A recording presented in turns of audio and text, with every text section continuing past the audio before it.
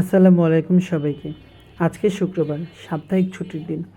আর আজকের দিনে ছিল একটা বিশেষ ইফতার দাওয়াত। ভাবলাম দিনের সব কাজ গুছিয়ে সময় মতো রওনা দিব।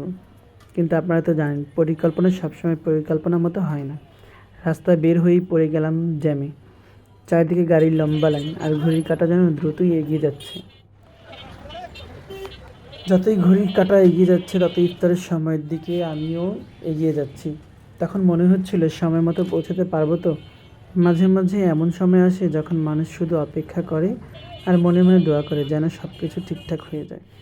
আলহামদুলিল্লাহ, শেষ পর্যন্ত আল্লাহর রহমতে বাসায় পৌঁছে গেলাম ইফতারের আগেই। এরপর সবাই মিলে একসাথে বসে ইফতার করলাম। সত্যি বলতে রমজানে একসাথে ইফতার করার আনন্দটাই আলাদা। এখানে আছে শান্তি, ভালোবাসা, একসাথে থাকার অনুভূতি। রমজান আমাদের ধৈর্য শেখায়, কৃতজ্ঞতা শেখায়, আর পরিবার ও প্রিয় মানুষদের সাথে সময় কাটানোর আসল মূল্যটা বুঝিয়ে দেয়। আজকের এই ছোট্ট অভিজ্ঞতাটা আপনাদের সাথে শেয়ার করলাম। আশা করি আপনারাও যেখানে যাচ্ছেন পরিবারের সাথে সুন্দরভাবে ইফতার করছেন। আজকের ভিডিওটা এখানেই শেষ করছি। পরবর্তী কোনো ভিডিওতে আবার দেখা হবে ইনশাল্লাহ। আপনারা যারা আমার ভিডিওটি দেখছেন অবশ্যই আমার পেজ এবং ইউটিউব চ্যানেল সাবস্ক্রাইব ও ফলো করতে ভুলবেন না। সবাই ভালো থাকবেন, সুস্থ থাকবেন। আল্লাহ হাফেজ।